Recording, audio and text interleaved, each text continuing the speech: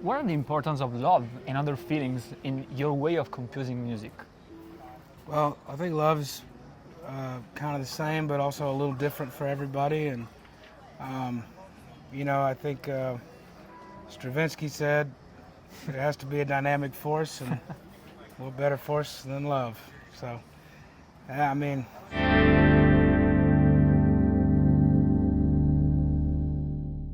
Friends of Planet Guitar, tonight we have the very special opportunity of being on the backstage of the Festival del Vittoriale Tener-a-mente. In front of us there is the Anfiteatro del Vittoriale and we are here. I'm very, very proud of being here with a true legend, I have to say. Mr. Marcus King, thank you so much, Marcus, for being with us. Thank you so much. Your latest album is Mood Swing, and you have the opportunity to work with the amazing producer Rick Rubin. Yeah. What do you think about it? And what can you say about this work in relation to the other ones that you have done? Well, this was a record that was more of an introspective approach. By the time we finished that record, it was kind of a 2-year process because we didn't want to rush anything, and we began work on it when everyone was off the road and nobody was doing anything, and we had to be socially distanced and all that. So we started work on that. I kind of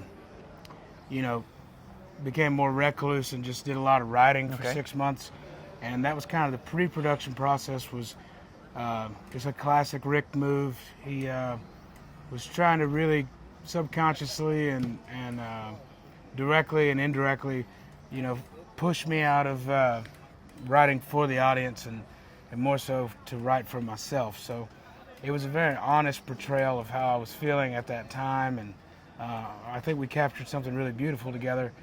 The album didn't do what I wanted it to do, but the people that it did reach, and they come up to me and they speak about what the record's done for them, that means a lot to me. We can say personally, I can say the same, Marcus. Yeah, and we worked on the record largely here in Italy. We worked on it in Tuscany. Oh.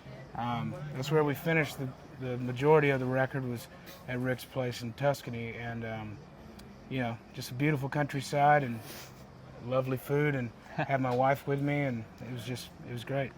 So you mentioned your wife, and your last song, Carolina Honey, is inspired and dedicated to your wife. Mm-hmm. What are the importance of love and other feelings in your way of composing music?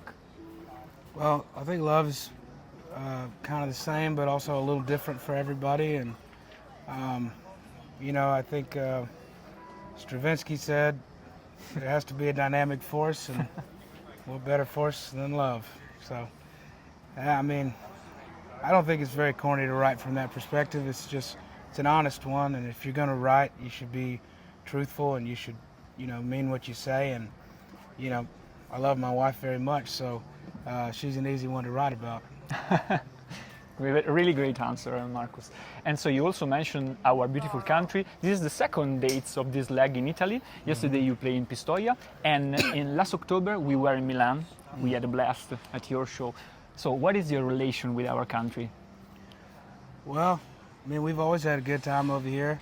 We've been coming over here for the better part of 10 years, and it feels like folks are starting to take notice. And we always enjoy, hanging with the good Italian people. And having cut a record here, I've got a little bit of a soft spot in my heart for it. Our drummer's Italian, so Cool. So yeah. super cool. And thinking about your approach to the guitar, who are the guitar players that have most influenced you in your playing style, in your idea, let's say, of playing? I'm influenced by a large number of players.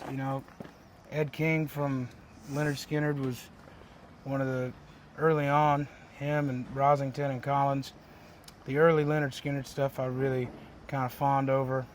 I liked really heavy riff-based rock, and it was always kind of a battle to, because like the heavy metal stuff couldn't really make its way into the house because, we were a church-going family. So Black Sabbath is about as far as I could get in the early days as a 8 or 9-year-old, when your parents still had a little bit of control over the music you were listening to. So I listened to all the Duane Allman and Dickie Betts I could, and Toy Caldwell from the Marshall Tucker Band. those were my early inspirations, as well as Tony Iommi from Black Sabbath, and you know, I would just kind of learn and play anything that I could hear. Like, they played Heart on the radio all the time, like all that really popular Heart stuff. There's some really wonderful guitar playing on that. Barracuda, for example. Yeah, Barracuda. I really was drawn to Robin Trower from an early age. Bridge of Sighs. Yeah, Bridge of Sighs. That's the first record I bought with my own money when I was about 11 or so. And I don't know, man. I was more interested in singers at the time. I liked singers like Tina Turner and Aretha Franklin.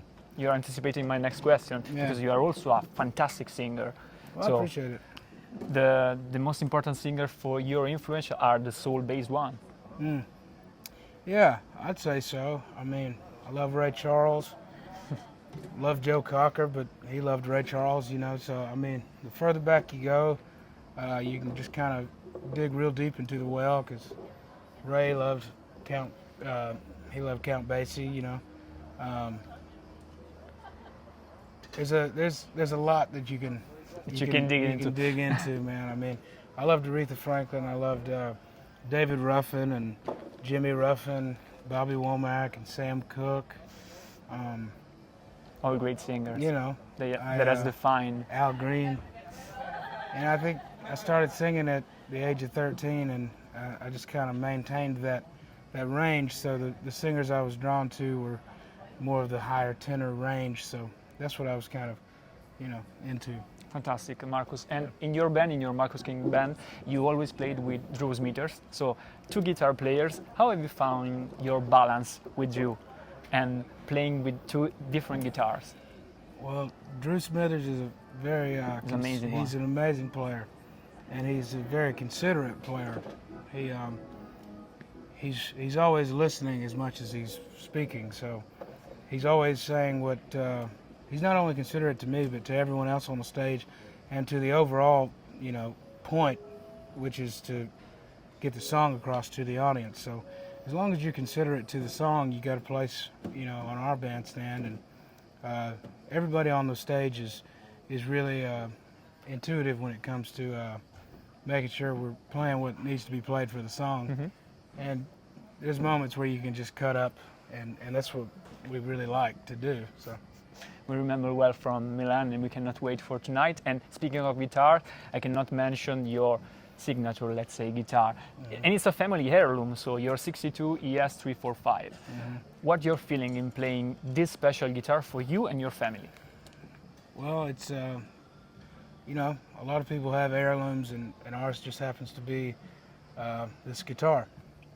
And it is the pinnacle of the patriarch of the King family, and my grandfather played it damn near every day for like 50 years. So it's just a really fine instrument, and having a signature model, something that I can share with people at a more affordable price point. It's a really good working man's guitar, but we didn't want to spare any expenses on quality. Mm-hmm. But a lot of the you know, decoration on the guitar. That's where I wanted to start, you know, so we could get the price point down for players to be able to afford. It's still not a cheap guitar, so you know, it's a fair one, let's say. Yeah, we didn't want to make a cheap guitar, and I think it's something my grandfather would be proud of. So I'm happy about that. You have to be proud. You have to be proud, and we just remember that people can now buy your signature model made by the Gibson Custom Shop, mm-hmm. and it's a reproduction of your big red one. And what are the other part of your rig that you love to play live? So some pedals or some other guitars that you usually use in your rig? Well, I always love my Banker guitars from Atlanta, Georgia, and I always love my True-Fi fuzz pedals from Maine in the States. My buddy Teddy makes me really wonderful, big, awesome fuzz pedals, and he does all sorts of pedals now, and I always got to have my reverb tank. My friends at Mojo Tone made that for me. My orange MK Ultra, yeah. I always love to have that. I look forward to potentially doing a MK Ultra Verb. Okay. So putting a reverb tank in it that would be the only change I'd like to make. But we'll Okay. see what happens. So let's see for the future. Yeah. Okay, so Marcus, thank you so much. We cannot wait for tonight's show. Marcus King live here at Anfiteatro del Vittoriale in Gardone Riviera. So we are in front of the beautiful Lake of Garda. You cannot miss the opportunity to see Marcus King live in Europe, and also we cannot wait to hear you tonight and next time here in Italy, Marcus. So you have to come back for sure. We will. Cannot wait for your new album. Yes, sir. Thank you. So thank you so much. Keep following Playing Guitar and Mr. Marcus King. Bye.